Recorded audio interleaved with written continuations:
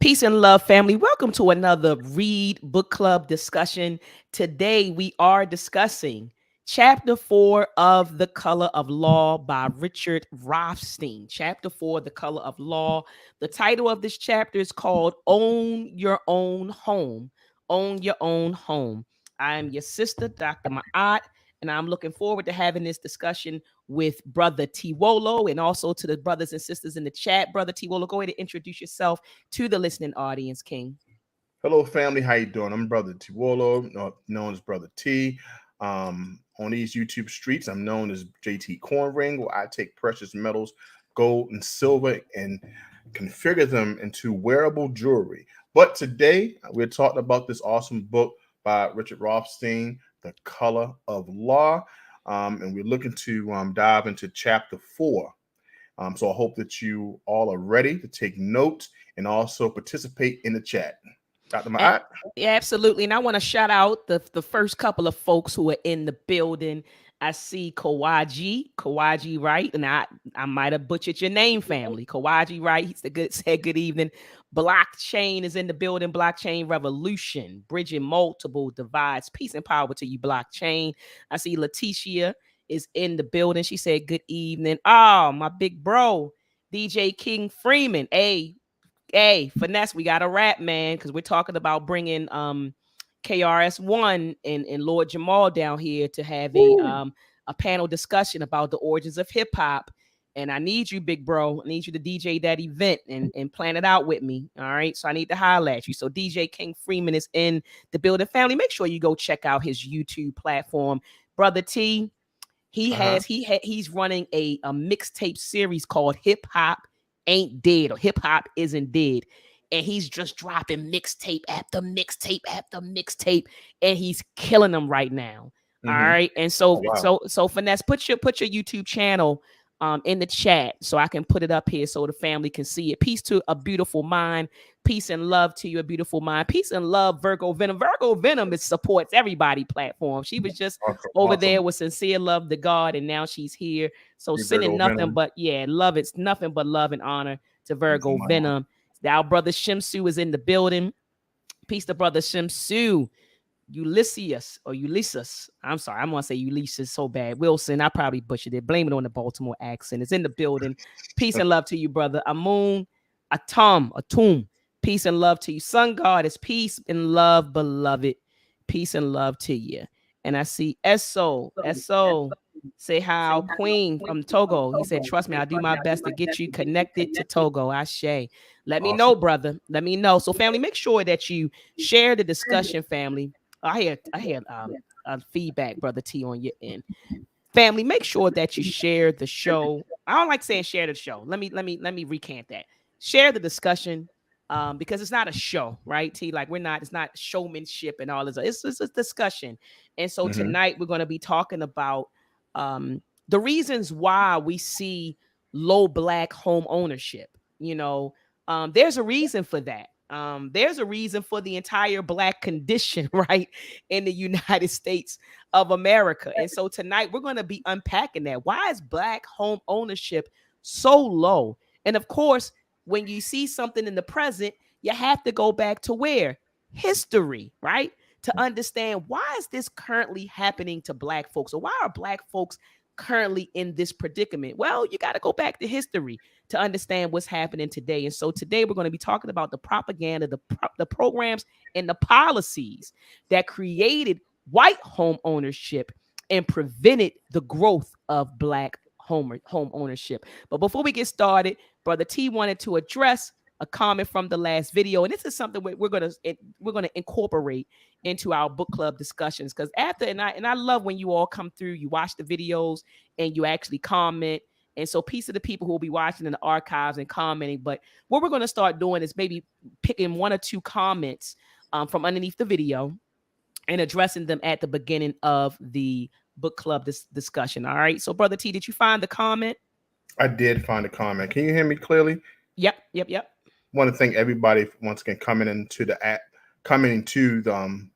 tonight's discussion. But one thing I love is going back to read the comments and Dr. Ma'at goes back and answers what she can, likes, and I just heart it. But sometimes it's good to highlight one or two things just for the main reason if anyone else goes back and want to hear a clear discussion point mentioned. So I found one that was interesting from D. Nash. And this is the discussion we had last week, white flight and the image of black slum dwellers. So that's what we had last week. So this is from D. Nash, and it reads, I'm an immigrant to the USA and have been here for 12 years. I have lived in multiple cities in a range of neighborhoods, from lowest income apartment complexes in Las Vegas with majority African American neighbors to the rural areas of Arizona and urban areas like Mesa, Phoenix. The only place I have witnessed any racism in my 35 years on this earth was when I lived in a majority African American apartment complex.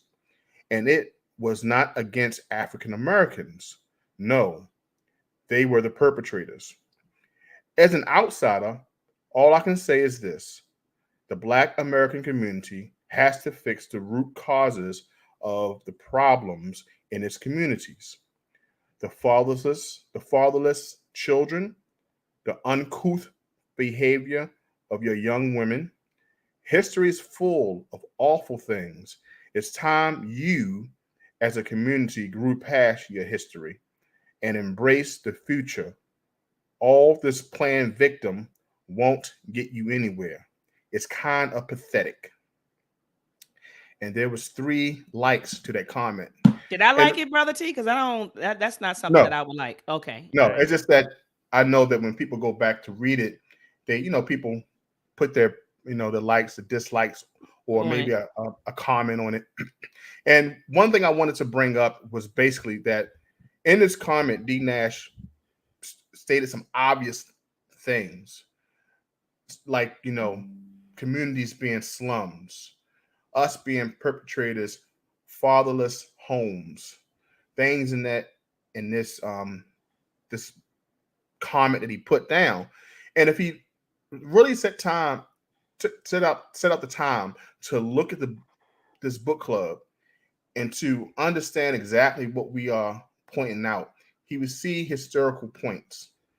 Something not that he heard, but he can actually go back in time to pick out and see why certain things are in our communities. Right. Um, he only been here for 12 years in the United States.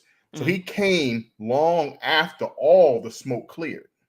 So he doesn't have a historical point Base. No, not at all. to see exactly how we were denied homes, that federal funding was removed for certain communities, which left them slum based. He don't understand how there was laws and actions taken on our communities that made fathers leave the home. He don't understand exactly the plight of our communities. But it's so easy for anyone who does not who was not rooted in a situation to be a person who can overlook the situation and say, "Hey, y'all guys are just in a bad space." One thing I love about this book club is that if you take the time to listen, you will see, you will read actions that this country took that disenfranchised us. You will see actions. You will understand exactly who was the president, what was the year, what was the law, what was the ordinances that caused us to be in slums. And you wouldn't say it's just a behavioral thing that is just for African Americans, that we do. Right. You will understand that it's a reasoning for these actions, and just don't point the finger. So I just wanted to bring that point out. And there's so many other positive points, but I just want to share. That's why it's so important to understand the context, understand the history before you speak. My mother used to say, no investigation, no right to speak. That's right. I agree with No, her. I agree 100% with what she said. And I'm looking at brother Shimsu Netcher's comment, and I actually agree with him. He said, so why is he here? He wouldn't even have been here. He admitted to being a black immigrant, right?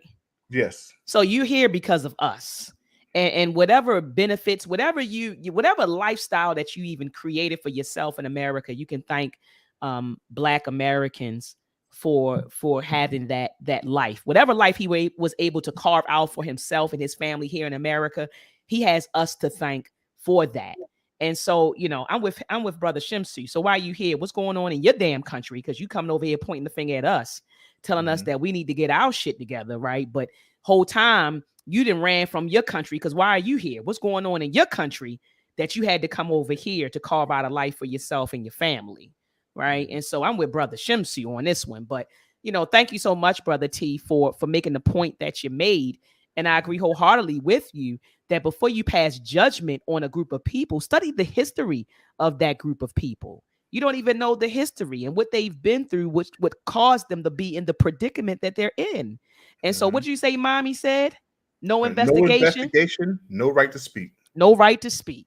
Ashe, ashe. And so, family, even if you don't have the book, still stay put. We're going to be reading from the book, excerpts from the book, and having a great dialogue, and you will walk away learning something. Family, make sure that you share the discussion tonight. We're going to be talking about why Black home ownership is so low. It's a reason for that.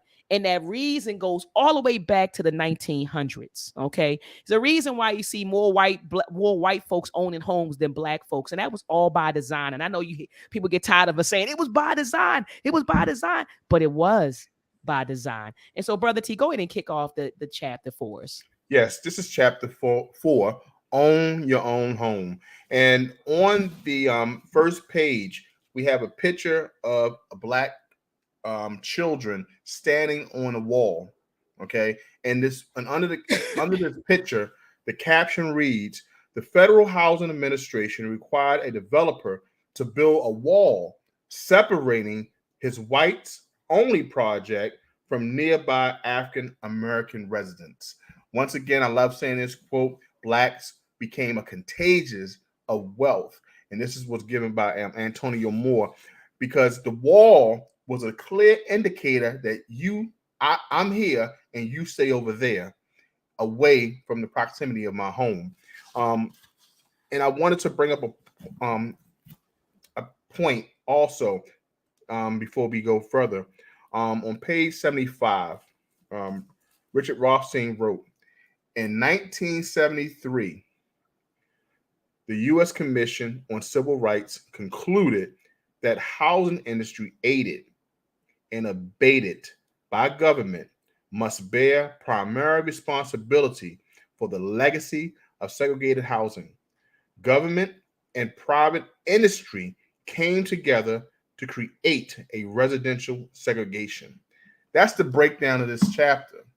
I wanted to understand that they created walls, they created zones, they created ordinances, they created we call them projects. They put all these boundaries on our living situation and stopped us from even gaining any access. In stopping that access, you stop wealth. And this chapter talks about how they use propaganda. Come on. That's what I was waiting for, brother T. Come How they on. was using propaganda, because we saw how important it was to have a home, to own a home. But in order to push this narrative, they use this propaganda of owning a home. So it says that zoning that created neighborhoods of only single family homes could not keep out middle class African Americans.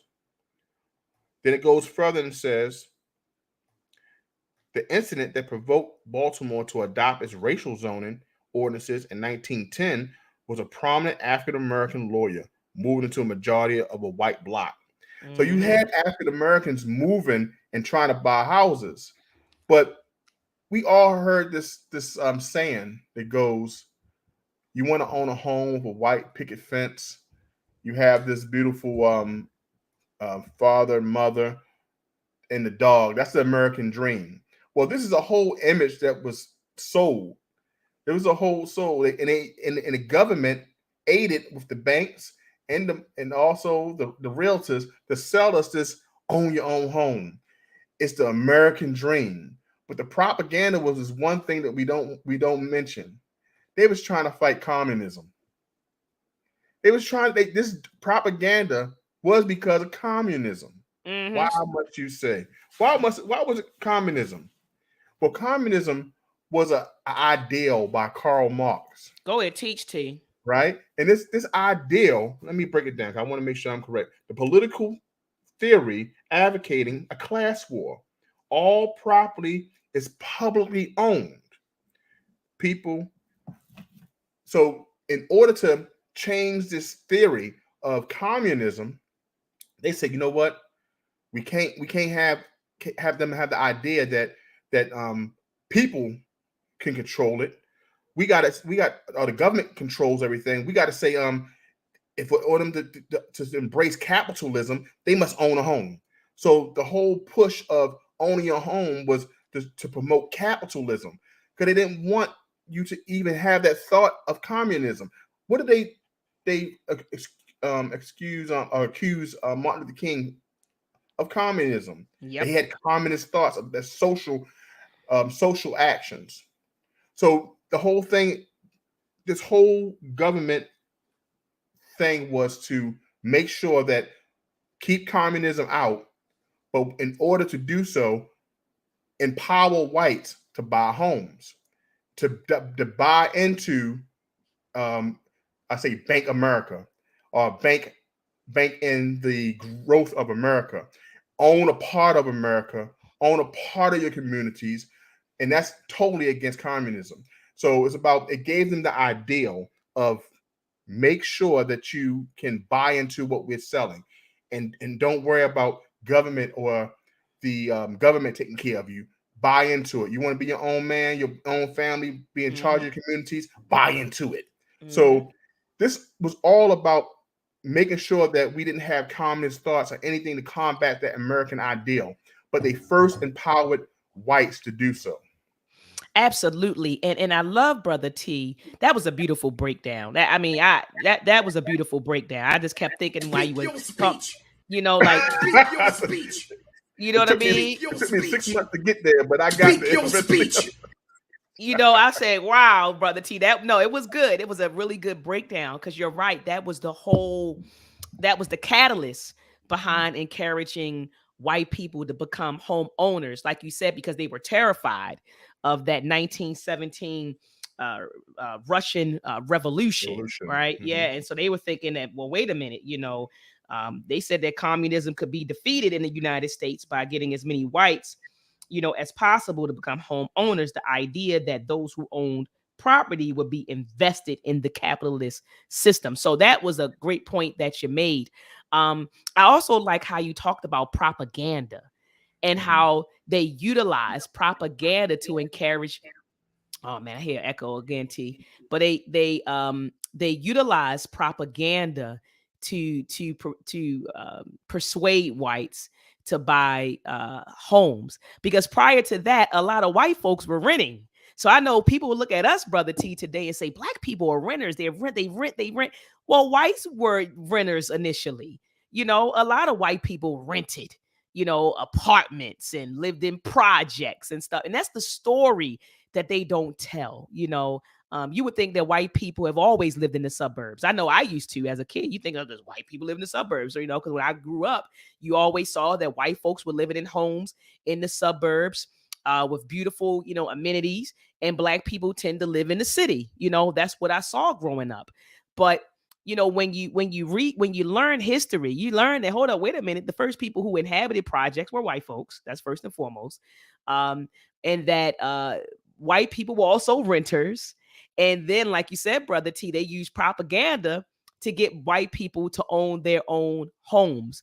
It says in the book how they started sending out pamphlets, remember, Brother T, and brochures, and making patriotic speeches about owning your own home. So really, it was kind of like to own your own home meant that you were an American. Like, to be an American, you must own your own home. So there was a lot of propaganda that they used to encourage white people to own their own home. Not only did they utilize propaganda, but they created opportunities for them to own their own homes. So you had the Federal Housing Administration, right, that insured mortgage loans. And so they gave white folks, the loans. And not only did they give the white folks the loans, let's take it back to the developers, the actual um, uh, the developers who created suburbs. Remember, they would go and get funding from the FHA, and then they would get insured through the FHA or get approval from the FHA.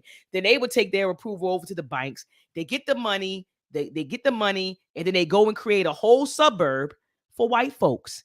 And then the FHA would insure the mortgages that the banks were giving to the white folks. And so the condition was, we'll give you all of these things, just don't let African American people buy in. That was a big no-no. Do not let African American people buy in. Matter of fact, we don't even want to think or believe that an African American could possibly buy in. We don't want this development near an integrated community. We don't want it by an African American community. So like you said, Brother T, they wanted to completely separate us from them, hence the need for the wall that you talked about in Detroit. So in order for him to get insured, he literally had to build a wall. I think in the book it said the wall was a half a mile long to say, hey, I'm making sure I keep these people out. And they end up giving him the daggone FHA. FHA ended up backing him, and he ended up getting the loan for that particular development. So anyway, Brother T, thanks for bringing that up. And so it goes on to this campaign. They mentioned the Secretary of Commerce, Herbert Hoover. It said that he played an important, role. And when he assumed office in 1921, it says, he developed this. He not only developed a campaign to encourage exclusionary zoning, but to complement that effort, he headed up a new Better Homes in America organization. All right. And he had all of these different people who were a part of, the committee, one person being, James Ford, who had overseen the Frederick Law Olmsted Jr. when he designed the whites-only public housing program during World War I. That's something we talked about, Brother T, last chapter. Okay, and it says as president, he convened a president's conference on home building and home ownership, and they published an actual manual. And in this particular manual, they had these different item numbers, and I'm at the bottom of page 61, Brother T. Item number 19 said, by partnership in the community, restricted residential districts may serve as protection against persons from whom your family won't care to associate, provided restrictions are enforced and are not merely temporary. So in other words, Brother T, they're saying keep African Americans out. Those are the people you want to keep out. Okay. And that was in their actual Better Homes manual. Okay. So Brother T, it's kind of like they created like an engine, they say, okay, like it's like an engine, a system to make sure that we were kept out. All right. To make sure we were kept out. They had conferences, they had brochures, pamphlets, manuals, and all sorts of stuff teaching these people how to create exclusive white only communities. And so anyway, he goes on to talk about how, they ended up, recommending, that zoning laws are supplemented by deed restrictions, okay, to prevent incompatible ownership occupancy. All right. And it says the largest planned community in the nation was Park Chester in New York, from which African Americans were barred.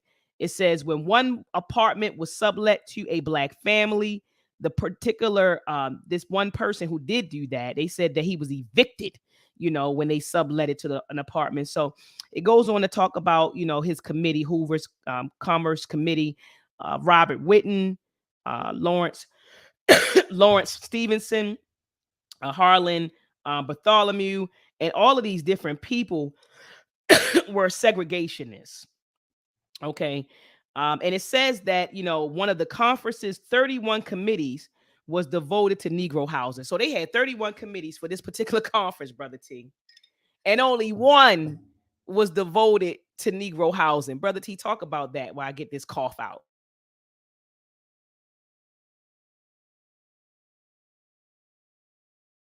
You had to unmute yourself, brother. I was going in. Dr. Ma'at was mentioning on page 62 on the last paragraph, it's talking about a conference. One of the conference, 31 committees was devoted to Negro housing. It's reported was written by the prominent social scientist. His name is Charles S. Johnson, with help from the African American experts.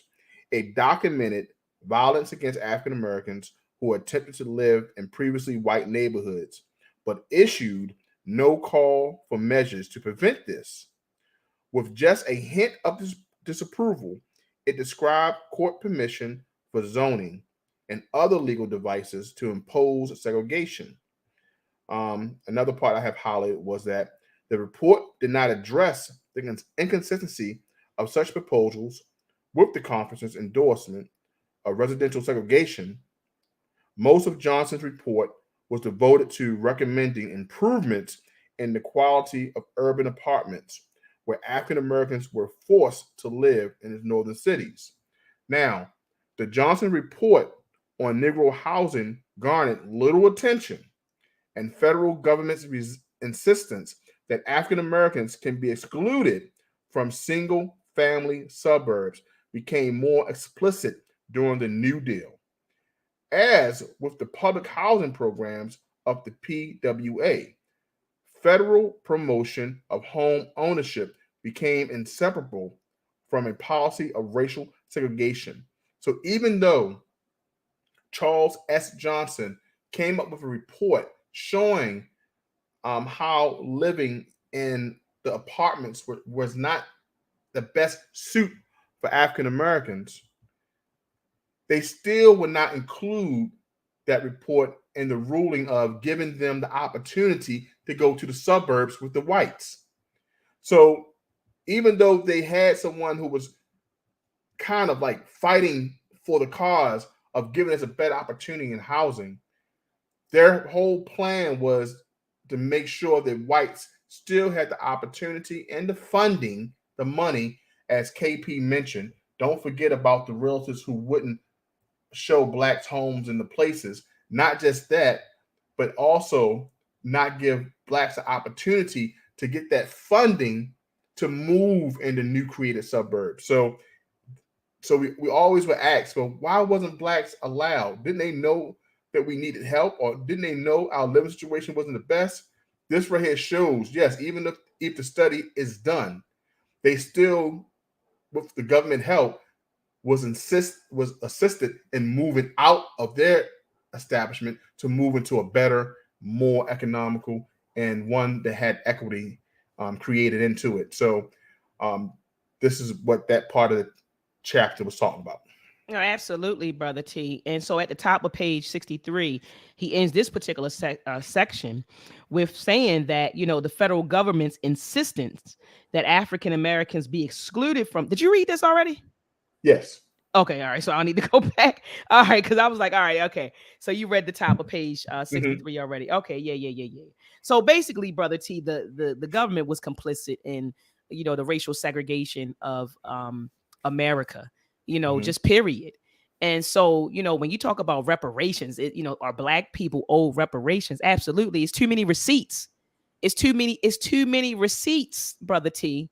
Right. Not to mention the destruction of black towns, the lynching of people, the burning of, they owe us so much, it's ridiculous. And so when people say that, is there a case for reparation? Hell yeah, there's a case for reparation. Yeah. So anyway, he goes on to talk about when Franklin D. Roosevelt took office in 1933. All right. Franklin D. Roosevelt takes office in 1953. And he says that, we know that Franklin D. Roosevelt created the New Deal. And there were a lot of policies, a lot of programs and policies that were created in this whole New Deal. Right. And so, but I want to back up because at the beginning of this section, they mentioned something that I didn't know. So it says prior to the New Deal. Let's go back prior to the New Deal. Okay. So Franklin D. Roosevelt, he takes office. So it says right here, when he took office, and we're talking about 1933, it says home ownership remained prohibitively expensive for working and middle class families. Bank mortgages typically require 50% down.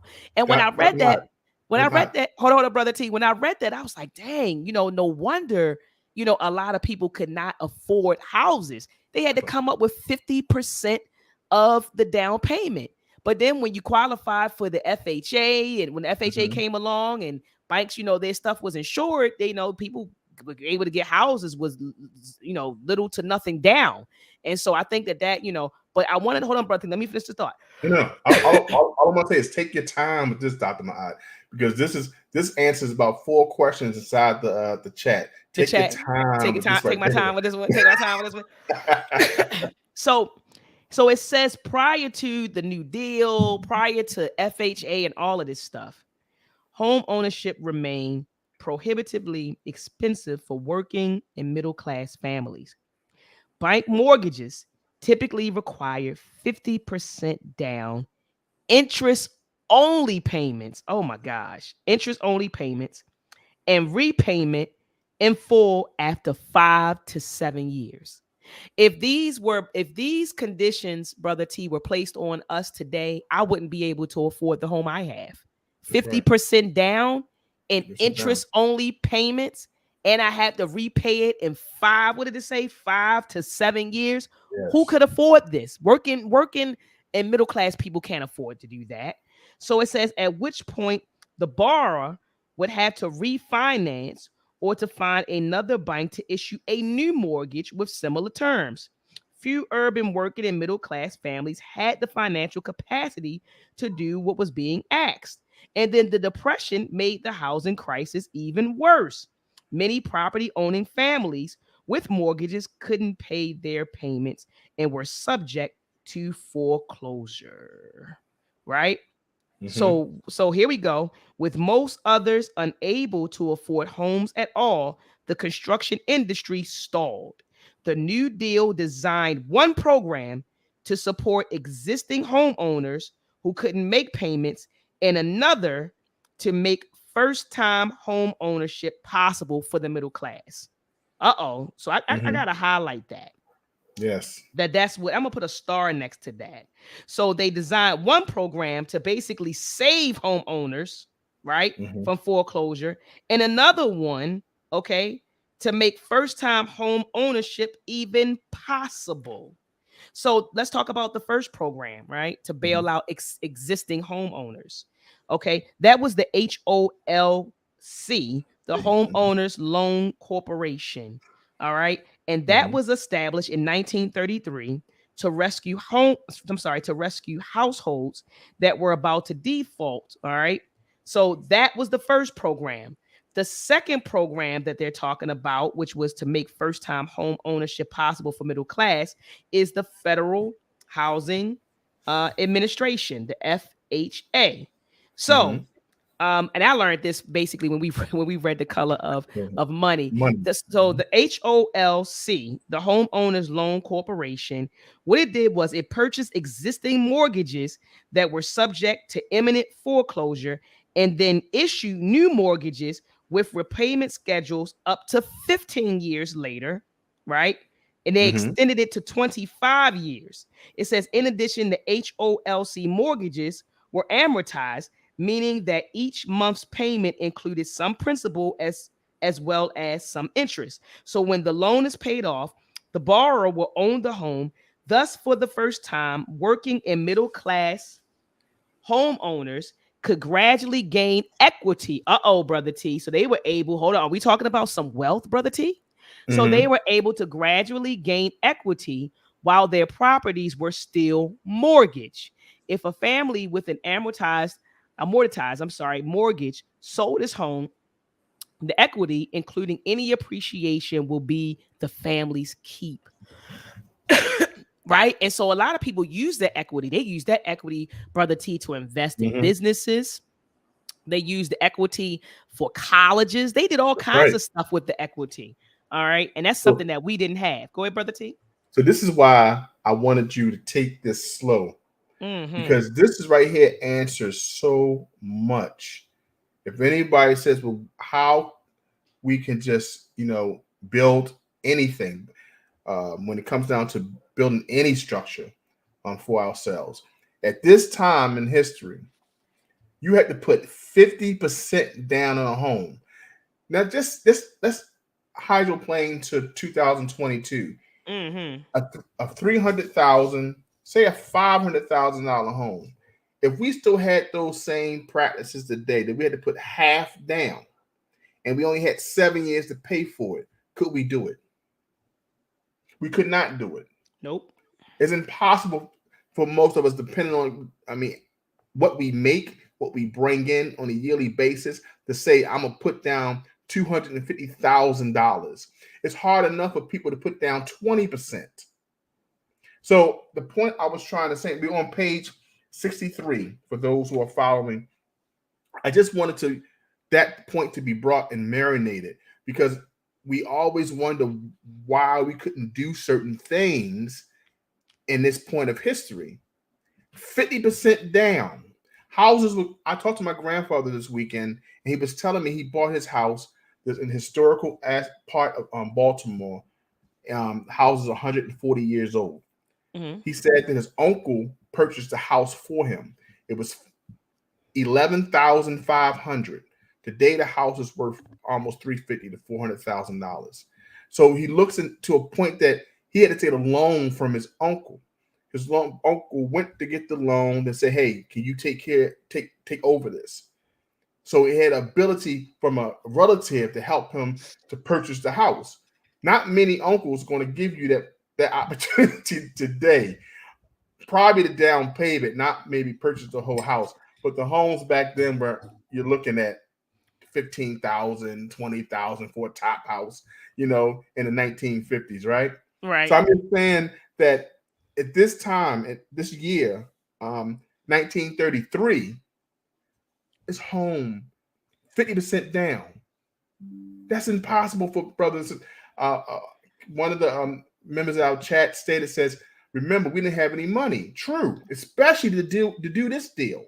So if it wasn't for government initiatives, we wouldn't have the ability to do so. The FHA, also for the soldiers who fought in World War II, that benefited from down payments and the ability to buy homes. But we were still restricted in moving into homes that could build that equity that we can use for what they call the American dream, by buying more homes, investments, sending our children to college, because we were stuck in deals like we just mentioned, homes that had no equity in them. And So you that's paying why high interest, right? It didn't have no equity. We paying high interest rates on these homes that didn't appreciate.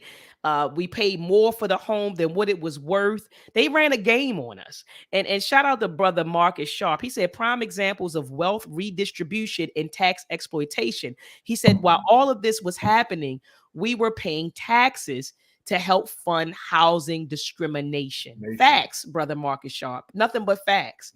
And so that's why I did want to take my time with this HOLC and also the FHA, because I really want our people to understand how these programs benefited, how these programs put white people in the position that they're in, and how we were put in the position that we're in. So these were some very detrimental programs for us. Very good programs for them, but detrimental for us. So the HOLC, they didn't just refinance. So hold on, let me go back. It said that they purchased existing mortgages that were subject to imminent foreclosure and then issue new mortgages with repayment schedules up to 15 years, later extended to 25. They didn't just do this for any old body. No. Because the mortgages, the HOLC, I want to say H&IC so bad, brother T. Remember from Lean On Me? Remember the movie Lean On Me? I'm H&I. But anyway, so the HOLC mortgages had low interest low interest rates.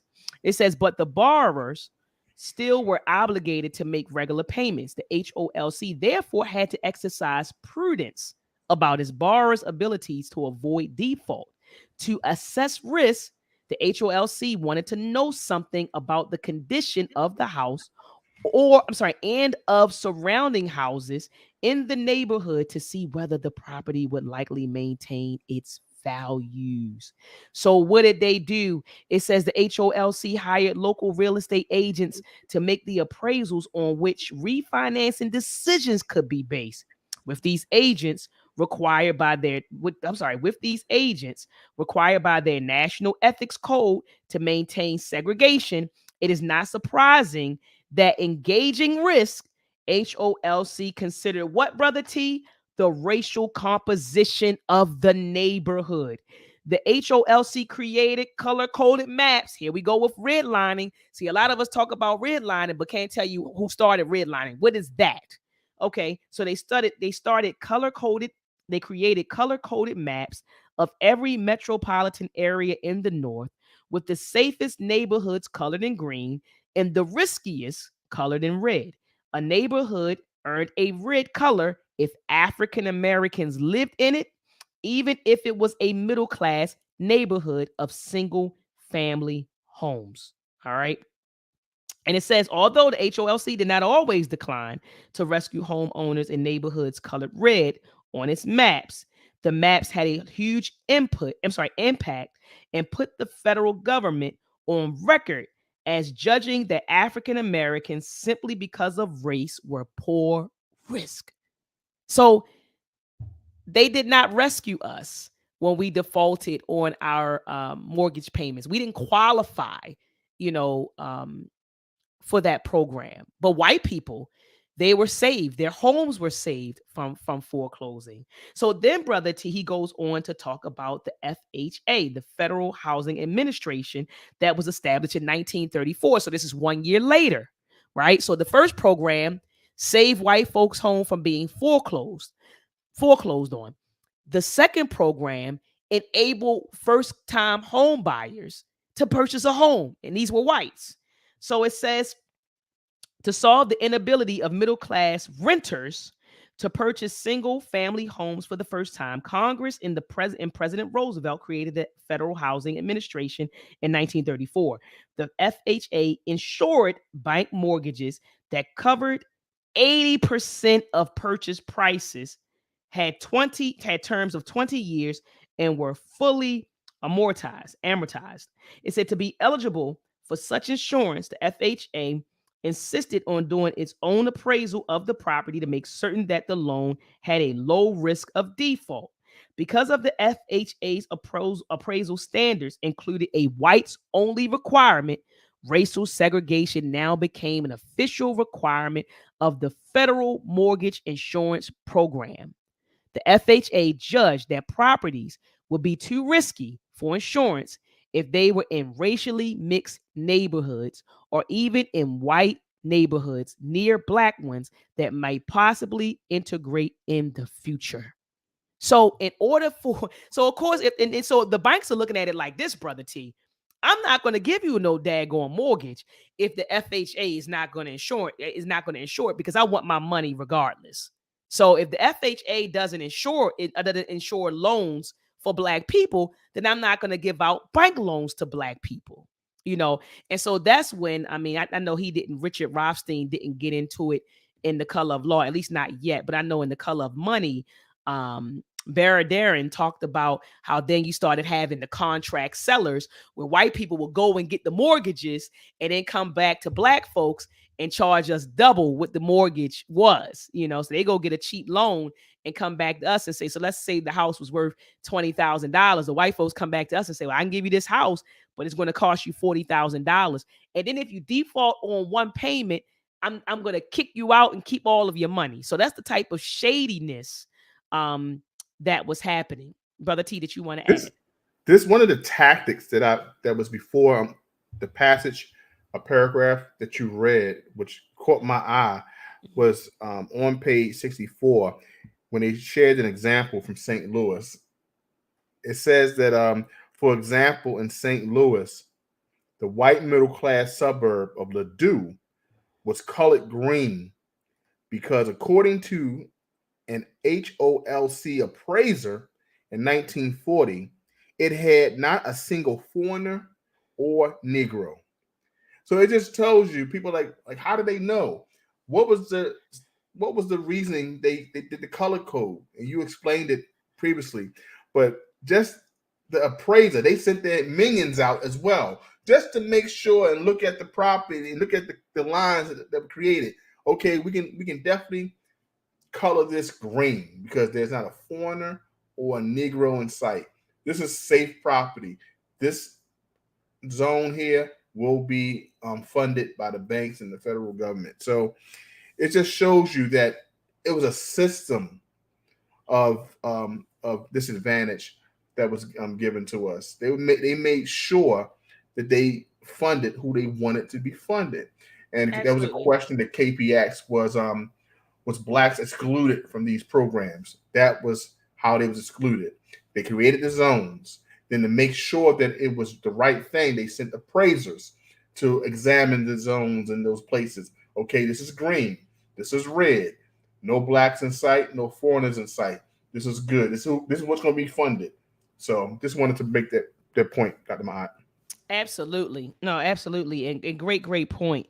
Great point. And so he goes on to talk about how when a bank applied to the FHA for an insurance, okay, and someone said, what page are we on? We're on page 65. It says when a bank applied to the FHA for insurance on a prospective loan, the agency conducted a property appraisal. I think I kind of already mentioned that. And it says to guide their work, the FHA provided them, and we're talking about real estate agents, a underwriting manual, and it was first published or issued in 1935. And so basically in the manual, they said this. They said if a neighborhood is to retain stability, it is necessary that property shall continue to be occupied by the same social and racial classes. A change in social or racial occupancy generally leads to instability and a reduction in values. So it says appraisers were told to give higher ratings where, in quotes, protection against some adverse influences is obtained, and that important among adverse influences are infiltration and inharmonious racial or nationality groups. So it says the manual concluded that all mortgages on properties protected against such unfavorable influences to the extent such protection is possible will obtain a high rating. So of course people wanted a high rating. You wanted your neighborhood to get a high rating so that you would qualify for FHA loans. Well, banks would qualify for the loans. Your loans will be back. Your loans will be insured. That's why, brother T, you see people went to the extent of building whole walls to make sure that white communities were isolated from black and mixed communities because they wanted these loans. Okay, because the FHA made it possible for people to buy homes, for people to develop suburbs, for contractors and developers to make money. And so they wanted to keep the money rolling. So they said, you know what? You want us to keep African Americans out? We'll make sure we keep African Americans out because we want to make sure that we qualify, we want to make sure we qualify for these FHA backed loans. Brother T, did you want to add? Or you want me to keep rolling? Keep rolling. Brother Derek Smith, we on page 65 so far in the book. Just want to make sure. All right, cool. And at the bottom, it says that the FHA was particularly concerned with preventing school desegregation, right? It said its manual warned that if children are compelled to attend school where the majority or a considerable number of the pupils represent a far lower level of society or an incompatible racial element, the neighborhood under consideration will prove far less stable and desirable than if this condition did not exist, and mortgage lending in such neighborhoods would be risky. So they wanted to make sure that everything was segregated. The neighborhoods, the schools, there was complete and total segregation. All right.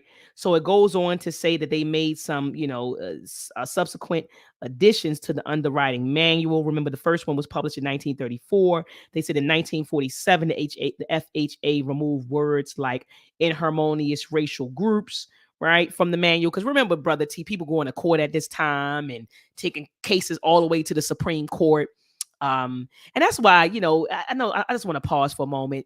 That's why Cynthia G, when she says stuff like, black people or black men, the only thing they fought for was access to white women. I was like, damn, sis, you got to pick up a damn book, because there's so many cases showing black men, fighting for, rights, a right to own a home, a right to live where they wanted to live with their families, a right to send their children to certain schools. And so I think that is very disingenuous, flat out ignorant and disrespectful to say that, black men didn't fight for anything after slavery, but to have access to white women. It's like, sis, pick up a book and study your history. Study your history, because Brother T, in this book, Ricard Rothstein points out so many cases, state and federal cases, of people challenging, the law. And this was about housing, about school. It wasn't about access to white women. So I think it's more than I'm starting to believe it's more than just ignorance and hatred of black men. It may be, some agent sort of behavior. But anyway, I'm just want to go ahead and continue. So 1947, they removed words like inharmonious racial groups from the manual. Why? Because now people are challenging, right, these laws. It says in 1952, the underwriting manual continued to base property valuations in part on whether properties were located in neighborhoods where there was compatible among the neighborhood occupants. So they started changing the language, right, to get around the laws. And we saw that, Brother T, remember with the zoning ordinances, because of the Buchanan ruling. They said, okay, so we can't flat out say just keep the niggers out. What we had to now say is, this neighborhood is for, we're shaping this, or it's centered around economics, right? So we're going to keep people who make a certain amount out of the neighborhood. We're not discriminating based on race, right? We're discriminating based on class or social economic status, right? But it couldn't be racial, because now people can challenge that due to the 14th Amendment. I believe it's the 14th Amendment, which what people were using to challenge racial zoning ordinances. And so they had to change the language. All right. And so anyway, he goes on to talk about give a bunch of examples of how the FHA did not back mortgages in African American communities. There was an incident like in 1941 where there was like a new development, a suburban development in Fanwood, which was about 20 miles west of Newark. They attempted to sell 12 properties to middle class African Americans. They said all of the African Americans had good credit ratings, and the banks were willing to issue mortgages if the FHA would approve. But the agency stated that no loans will be given to colored developments. So when banks told the real estate agent that without the FHA endorsement, they would not issue the mortgages, he approached Prudential Life Insurance. I think they're still around, Prudential Life Insurance Company, which also said that although the applicants were all creditworthy, it could not issue the mortgages unless FHA approved. Who doesn't want their money guaranteed, Brother T? These people said, if you said don't sell the FHA is not backing this loan, I'm not giving it to you, because you all are probably going to default on it, and then I'm going to be out of money, and I'm not losing my money. And that's the game that that's what they said. And so then you had another incident in 1958. It says a white San Francisco school teacher, Gerald Kahn, he purchased the house with an FHA guarantee mortgage in Elmwood district of Berkeley. And it says by the closing date, he wasn't ready to move in. So, he kept up with his mortgage payments, and he rented the house out to one of his fellow teachers, Alfred Simmons, who was an African American. Okay. And so when the FHA found this out, they banned him for life. They were like, don't ever come back to us, right, and ask us to get another loan or back you in another loan. All right. So go ahead, Brother T. I want you to continue because when have you ever heard any case that the FBI got included in these cases? So I want you to finish up with that. Oh yeah, they got the FBI got involved, and they went and investigated, and they found out that this guy, it says right here. Let me see. Let me go back to look at it. The FBI did get involved. It says the chief of police asked the FBI to inquire about how the African American Mr. Simmons had managed to even get into the all white community. It says the Bureau questioned Gerald Kahn, the person who financed the loan or who got the mortgage. It says they questioned his neighbors, but failed to find evidence that he had obtained the mortgage under false pretenses. So he did have every intention on moving in the property. He just wasn't prepared to move into the property by closing date. So he said, hey man, won't you rent this out? Because I'm pretty sure he was living somewhere else, probably had to pay rent or whatever where he was living, and then he was responsible for these mortgage payments. So he said, well, let me just put him in there and continue keeping up with my mortgage payments until I can transition to that particular home. All right. But it just showed you how it was federally uh, pushed that no blacks could be allowed. Absolutely. When the FBI get involved, that just proves that day in history, this time, that they were definitely involved in keeping blacks from certain communities. So if anyone has any doubt, this is proof right there.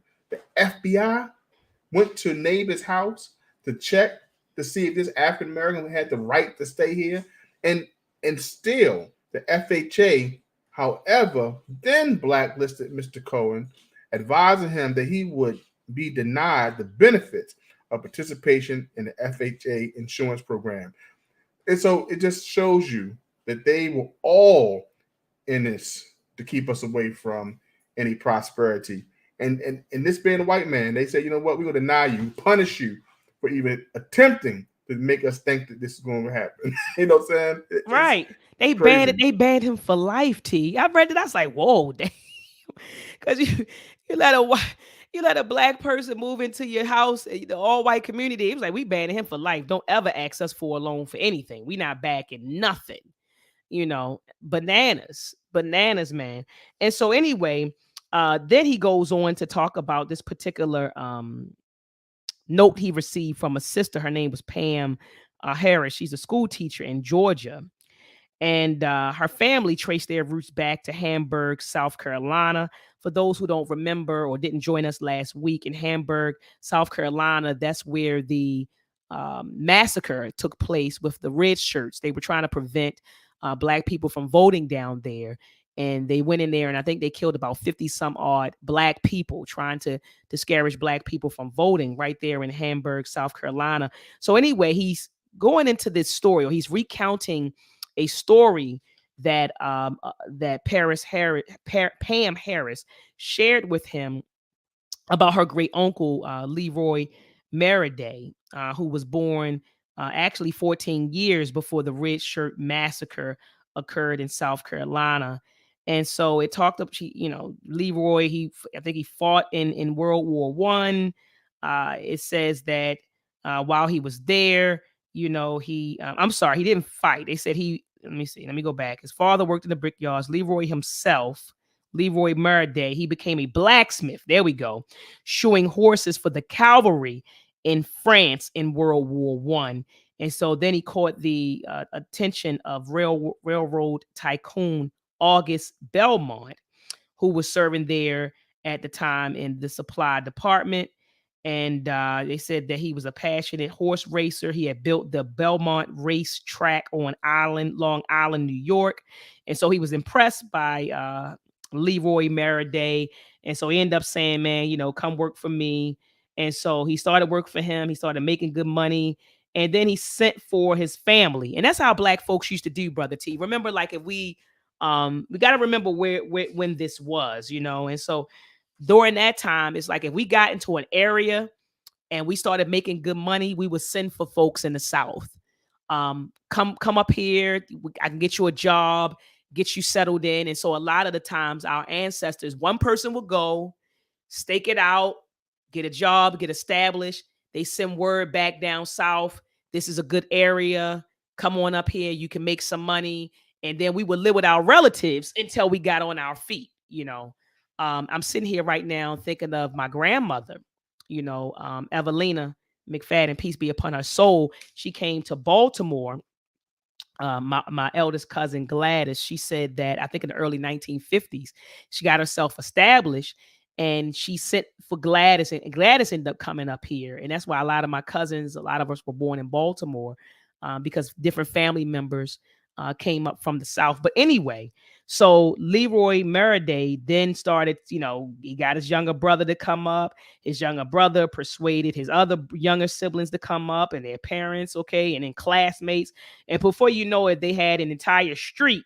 It said on Hampstead, I'm thinking Hempstead. It says an early African American settlement on Long Island. Okay, it was so many settlements, Brother T, that we created, man, that people just don't know about. But they created a settlement on a single street called Hempstead in Long Island. All right.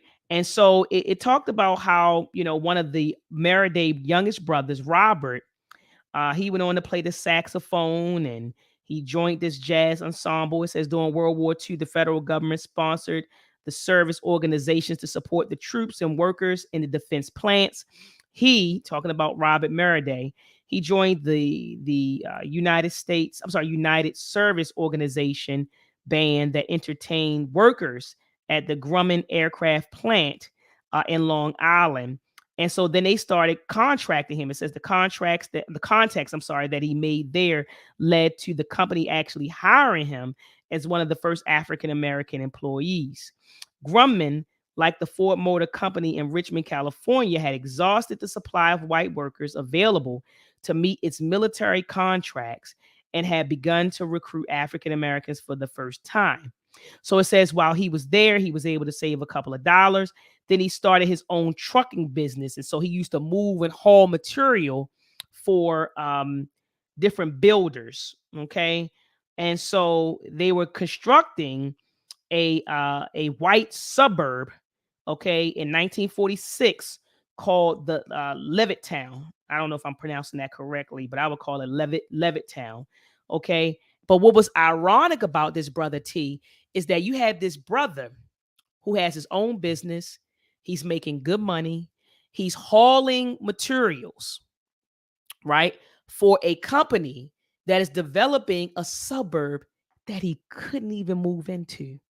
So I'm sitting here, Brother T, when I was reading this, earlier today, I said, damn, you had brothers who were actually contributing to the building of these white suburbs, and they couldn't even put in an application.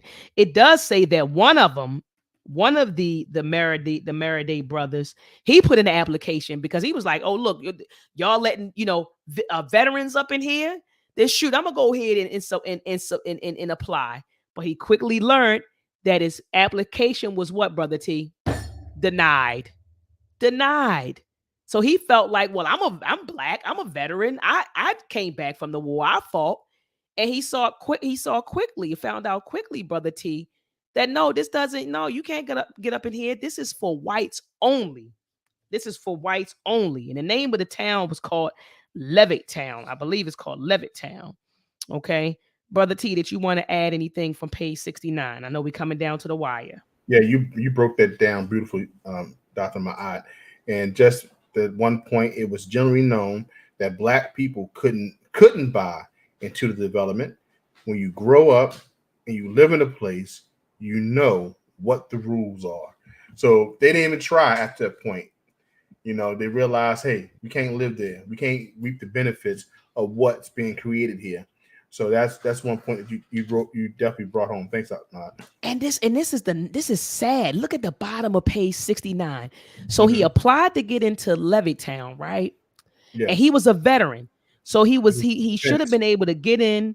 He should have been able to take advantage of the VA mortgages, right? He should be able to get a VA mortgage and put no money down. So because he could not get into that white development, look at what it says at the bottom.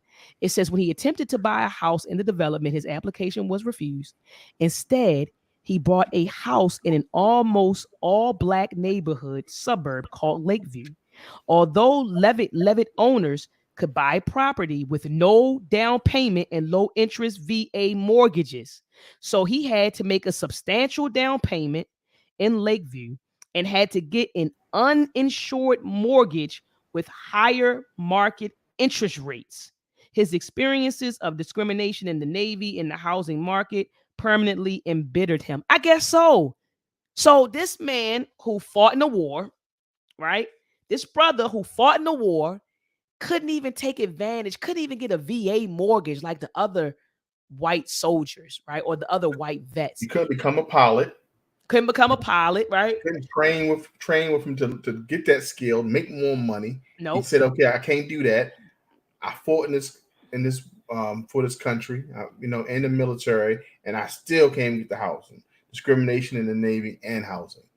Absolutely. And then look at what he had to end up doing. So these white veterans were able to get a VA mortgage, zero money down, low interest rate.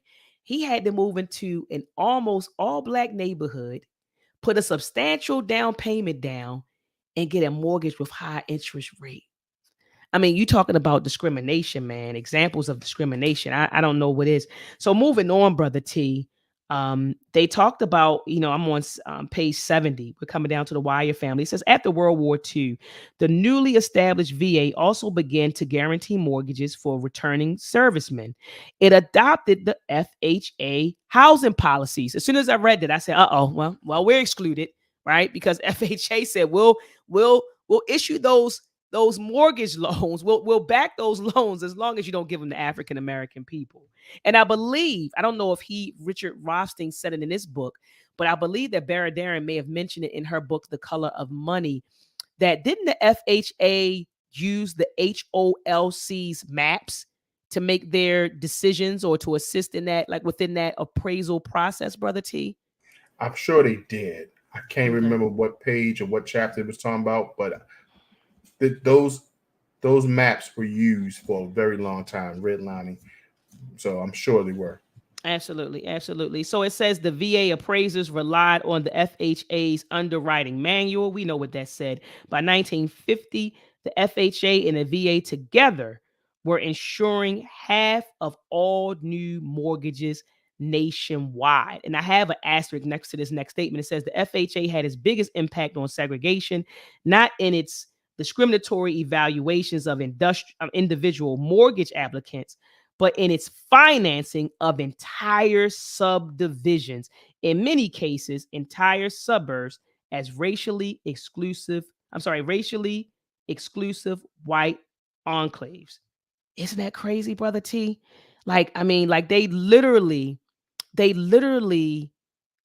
finance whole suburbs for white folks, and white folks could buy in, no money down, low interest rates, right? House, while they're living there, they're accumulating equity, right? While they're paying their mortgages, okay? They pay their house off, they own it. It's appreciating in value, And so these were the advantages that white folks were given, the opportunities and advantages that they were given. So going at the top of page 71, he says, but during the World War II years, after the government had congressional authority to guarantee bank loans to mass production builders like Levitt for nearly the full cost of their proposed subdivisions, by 1948, most housing nationwide was being constructed with government financing. So I just, brother T, want to drive that home, that this was the government. This wasn't private industry, brother T, or, like private. This was the government financing exclusive white only suburbs, the government. And they said, let's make sure black people don't get in, and we'll continue to finance the mass production builders, and we will back the loans. Brother T, did you want to add? This is the Livingston, and this is like the breakdown when William Levitt, he constructed the project on speculation.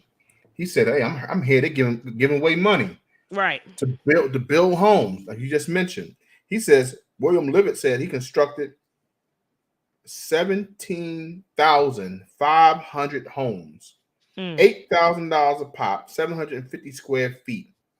Right? He like on speculation that the government is funding and saying, "Hey, we want to give you the money to fund this to develop this, but just don't let blacks in." So once again, the government helped exclude blacks from homes. So, and this is the gentleman who built that, William Levitt. Yeah, and it says in Levittown, it says in scores of such developments across the nation, they've reviewed the plans. All right, so before FHA even included, like even approved, you know, these loans, or gave them insured loans, or gave them an approval, it says that they had to approve the construction materials, the design specification, the proposed sale price. So they had to go through this whole, look at this, zoning, restrictions. It says, and a commitment to not sell to African Americans. The FHA even withheld approval if the presence of African Americans in a nearby neighborhood threatened integration.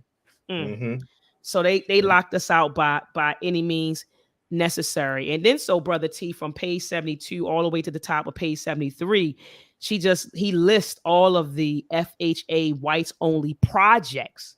So you had, let me look really quickly. You had Levittown, you had Oak Forest, which was built in 1946 on Houston's northwest side. It says shortly thereafter, you had Prairie Village in Kansas City. You had in California, you had Westlake in 1950, a development in Daly City, south of San Francisco. You had Lakewood, south of LA, that was constructed between 1949 and 1953. And it says, and only slightly smaller than Levittown, you had Westchester, also south of LA. And it was developed by Kaiser Community Homes, which was an offshoot of the Wartime Shipbuilding Company. And then you had Panorama City in the San Fernando Valley. And all of these were FHA whites only projects. Brother T, did you want to chime in? We cannot go past this important declaration of what's his name again? I'm sorry, William Levitt. On page 72, Levitt mentioned, as William Levitt testified before Congress in 1957. Once again, there's a date and a place.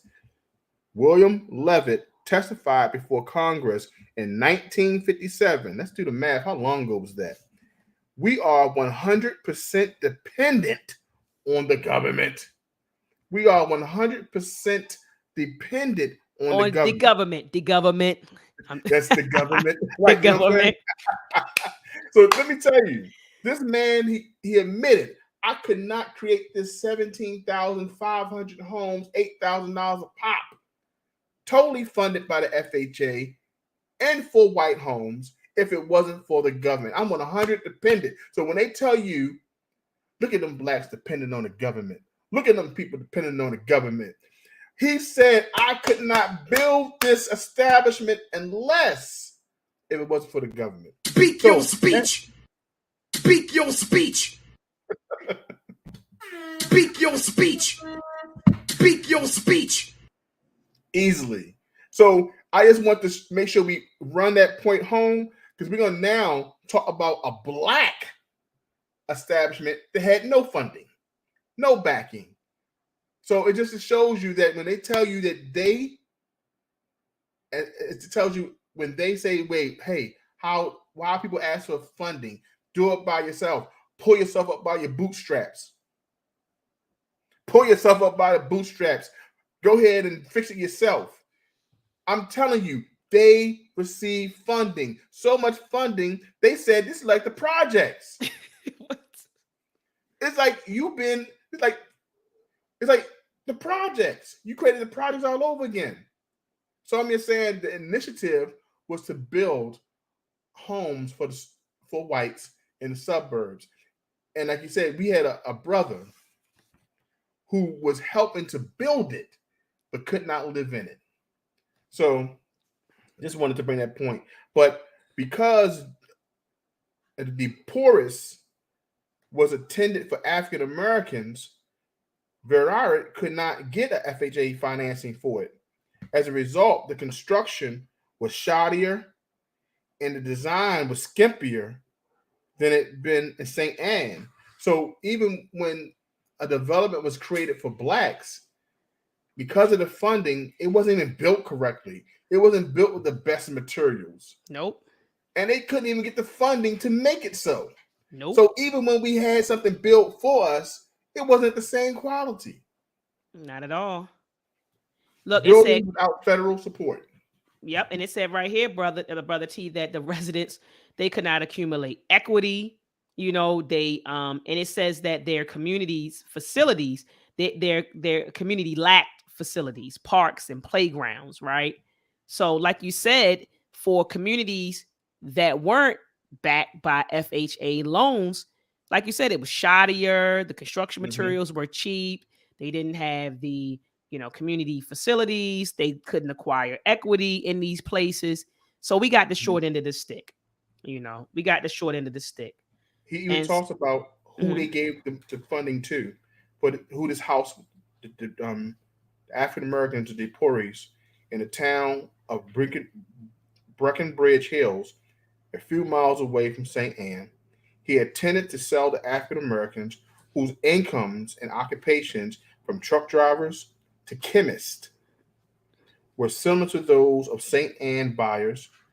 These were the kinds of potential purchasers who, if they were white, could have bought into St. Anne or any of many other subdivisions development throughout St. Louis in the post-war period. So it wasn't like we had no jobs. We were from truck drivers to chemists, but we were still able to live in a development that didn't have the same amenities as the white subdivisions. Exactly. It just shows you that I want our audience to know that our brothers and sisters had jobs, good paying jobs. Why wasn't they given the same benefit? Absolutely. Absolutely. And see, this is what Dr. Ball was talking about. And people got mad with him when he wrote his book, The Myth of Black Buying Power. Yes. He was saying, first of all, they're lying. We don't spend no trillions of dollars a year. He kind of did easy math to prove that. And then talked about where he traced that myth or that lie back, right, where it came from Robert Johnson. And Robert Johnson made up the lie because he just wanted to get dollars from corporations, right? He just wanted those advertisement dollars. And so he lied and said, oh yeah, the black community is worth this. And then basically a lot of companies just kind of ran with it, right? And so we know that was a lie. But his whole core argument really in that book, Brother T, was really just encouraging us to amass political power, something that Dr. Claude Anderson speaks about, something that Dr. Amos Wilson even talked about. A lot of us tend to focus so much on economics, and that's great, the economic power. But he's saying, man, in order to be successful, you got to be involved in politics, because politics determines who gets what and when and where, so we got to be involved in politics, because all of this stuff that we're reading, Brother T, is all political. And I know that Dr. Amos Wilson talked about that in Blueprint for Black Power, how, policies have created wealth. It creates wealth. So anyway, Brother T, I do want to conclude by reading the last page. I think page 75 was a beautiful summary of what this chapter talked about. I mean, in fact, we probably could have started there and just dialogue, because I think that Ricard Rothstein did a beautiful job just summarizing his core points in this chapter. All right. And so, Brother T, before I read this, is there something you wanted to add from page 74? Or do you think that we're good to go? We're good to go. And this is exactly why I started off beginning reading from page 75, because I thought this is a perfect summary of the whole chapter. So go ahead, Dr. Bob. Absolutely. So He says a pattern emerges from these examples.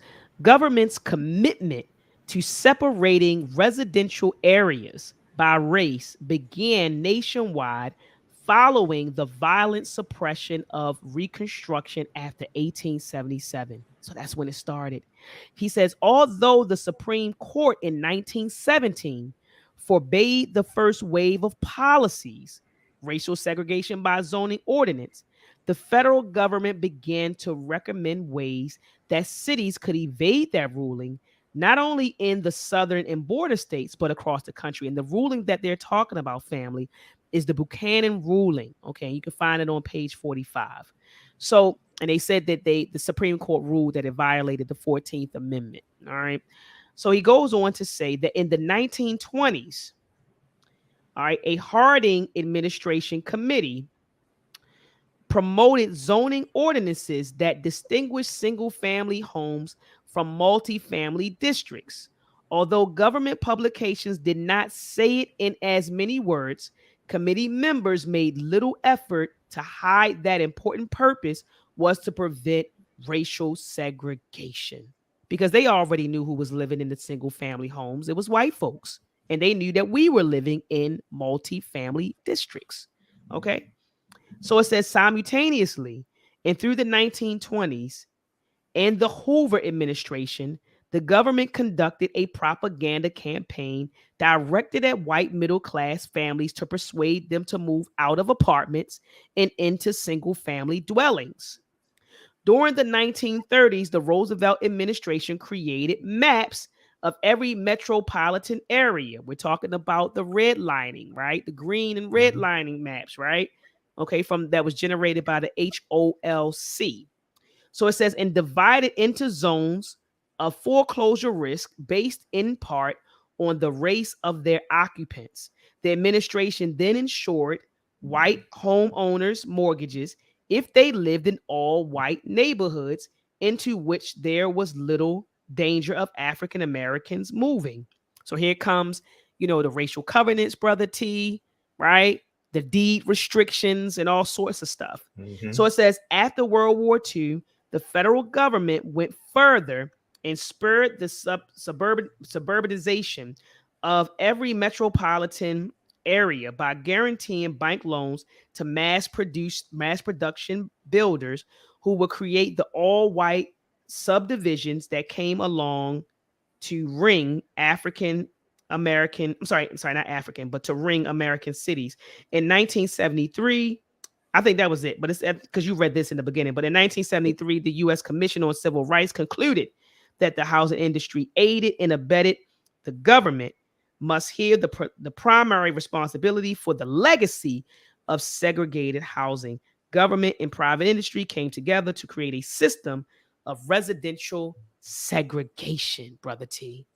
And so this, I feel like this page just summed up the whole history, going all the way back to, post Reconstruction, because Reconstruction was what, 1865 to 1877. And after that, just the efforts that were made to segregate, America from, like they said, from zoning ordinances to government programs, HOLC, FHA, even I wish he would have put in terror. They use terror as a means of running Black people out of communities. So I wish he would have added that, but definitely terror and killings and lynchings and different things. But he did a wonderful job, just summarizing his core points in his chapter. Brother T, do you have any closing words? Dr. Mott can't say no more. Basically, we summed it up in this chapter. Good reading. One thing that I always like to do, we have one of the best chats on YouTube. We have people who talk from the beginning of the discussion down to the end.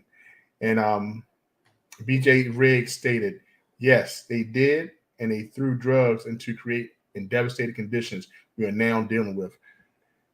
When you read the book from Michelle Alexander, The New Jim Crow, yes, you understand exactly how that part played.